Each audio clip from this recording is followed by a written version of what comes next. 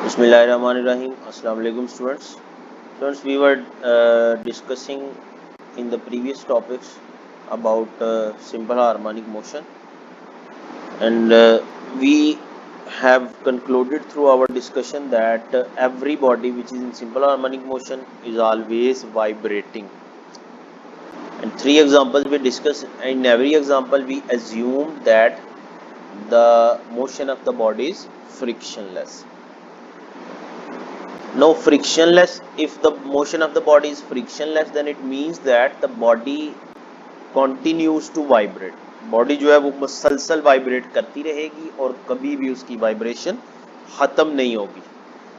अब ये जो सिचुएशन है ये आइडियल तो हो सकती है, रियलिटी में ऐसा नहीं होता.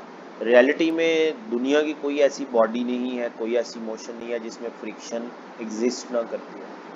तो अब क्वेश्चन माइंड में ये आता है कि अगर फ्रिक्शन एग्जिस्ट करती है रियल सिस्टम्स में, रियल मोशन में, तो फिर वो वाइब्रेटरी मोशन कैसी हो.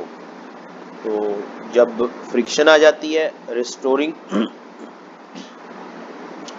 फोर्स के अंडर बॉडी मूव कर रही है, तो फ्रिक्शन जब एग्जिस्ट करेगी तो बॉडी जो है वो मुसलसल वाइब्रेट नहीं करेगी, बल्कि उसकी vibration with the passage of time कम होती जाएगी और कम होती होती एक वक्त ऐसा आएगा कि वाइब्रेशन खत्म हो जाएगी.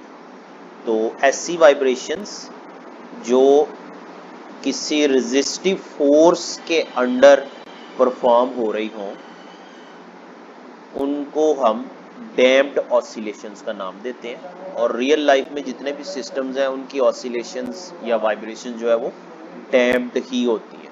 होता क्या है इनमें, इस फिगर को अगर आप गौर से देखें तो आपको समझ आएगी कि with the passage of time जो डिस्प्लेसमेंट है बॉडी का मीन पोजीशन पे वो कम होता जाता है.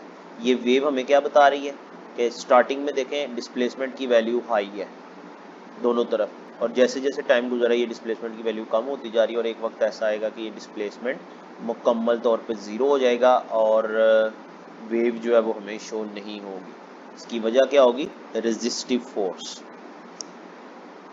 अब ये डेली लाइफ में भी हमने जो है वो ऑब्जर्व किया हुआ है, आप लोगों ने भी ज़रूर किया होगा कि जब हम मोटर बाइक पे या कार पे सफ़र कर रहे हैं, रोड के ऊपर हैं और रोड कहीं से ख़राब आया है, रोड पे कोई जो है वो खड्डा आ गया है, तो गाड़ी जब उस ख़राब रोड के ऊपर से गुज़रती है, एकदम उस खड्डे के अंदर से गुज़रती है, तो गाड़ी में एक वाइब्रेशन प्रोड्यूस होती है और वो वाइब्रेशन थोड़ी देर बाद जो है चंद लम्हों के बाद that vibration ends and we again get the smooth driving.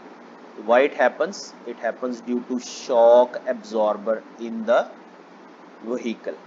अब शॉक एब्जॉर्बर बेसिकली क्या होता है कि इसके अंदर जो है स्प्रिंग लगा है, ये पंप है. जब हम इसको जब गाड़ी को कोई शॉक लगता है, मतलब किसी खड्डे में से गुजरी है, तो ये शॉक जो है वो शॉक एब्जॉर्बर जो है वो उस डैमेज को कंट्रोल कैसे करता है कि इसके अंदर जो स्प्रिंग है वो वाइब्रेट करता है और वाइब्रेशन जो है वो रेजिस्टिव फोर्स की मौजूदगी में हो रही है. रेस्टोरिंग फोर्स जो है वो उसको मीन पोजीशन पे लाना चाह रही है स्प्रिंग को, तो इस वजह से थोड़ी देर वाइब्रेट करने के बाद स्प्रिंग जो है वो अपनी नॉर्मल पोजीशन में आ जाता है, स्टेशनरी हो जाता है और वाइब्रेशन जो है वो ख़त्म हो जाती है.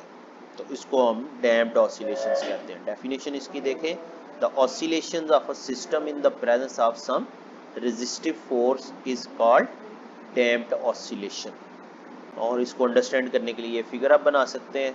एक्सप्लेनेशन इसकी यहाँ से लिखेंगे, ये वाला पैराग्राफ जो है वो एक्सप्लेनेशन का होगा जो कि नेक्स्ट पेज तक जा रहा है. नेक्स्ट पेज पे भी चंद लाइनें हैं, ये एक्सप्लेनेशन में आ जाएगा.